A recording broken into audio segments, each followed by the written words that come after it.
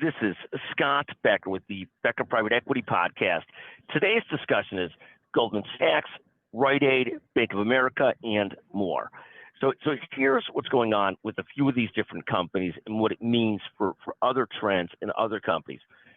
First, Goldman Sachs reported lower profits this quarter than a year ago. And people might view that as a negative sign or a challenging sign. I think the reality is, and Dan Solomon, the CEO of Goldman, said it right, that Goldman's really very much getting back on the right track.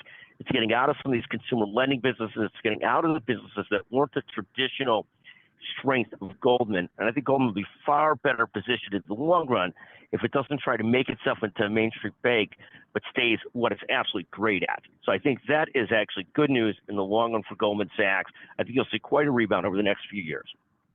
The second company we'll talk about is somewhat of a mix of a Main Street bank and a major bank, Bank of America. Bank of America, with a few other banks, has shown greater profits this year as interest rates have gone back up.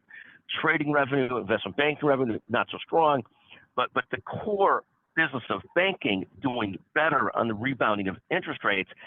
What remains to be seen is if we get into a serious recession, how many loans some of these big banks will have out there that won't get paid. That's the big unknown over the next couple of years and what will happen with business conditions. So again, Goldman Sachs showing a loss, a drop in profits, but at the end of the day, I think very much on the right page. Its stock was down a couple of percent based on its report, but should be fine in the long run. I think getting back to their core mission is the right thing to do.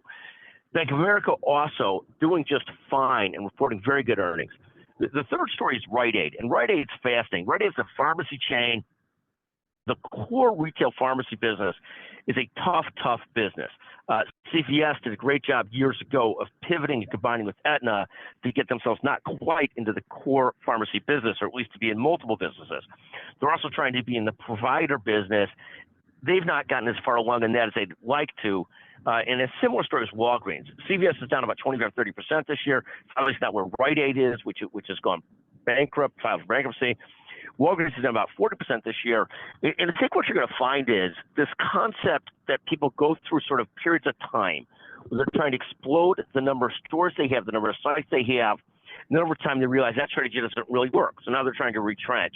So one of the themes that's coming out of the Rite bankruptcy and CVS closing stores and Walgreens closing stores is whether this is going to cause deserts of stores in certain urban markets, certain rural markets, and so forth and so on. But in any event, in terms of Rite Aid, the big challenge there is just the omen that it has, or the signaling that it has for CVS and Walgreens, and how challenging that is for those companies. They're still heavily reliant on the retail pharmacy business. They're also in the prescription benefit management business, but that business is getting a lot tougher for a lot of these what were traditionally retail pharmacy chains. CVS got into the Caremark business. Walgreens has similar prescription benefit management services, but those are getting a lot tougher. In any event, three companies we're watching closely: Goldman Sachs, Rite, Bank of America. Goldman, I think, is moving in the right direction. Rite, what a challenging situation, and a bad omen for the other big pharmacy retail chains. And then Bank of America continue to plow along, and the big unknown just being how much debt, how much lending they have out there that will ultimately be troubled loans, and we'll see how that plays out over the next several years. Thank you for listening to this version of the Becker Private Equity Podcast, and thank you to our remarkable producer, Chanel Bunger. Thank you very, very much.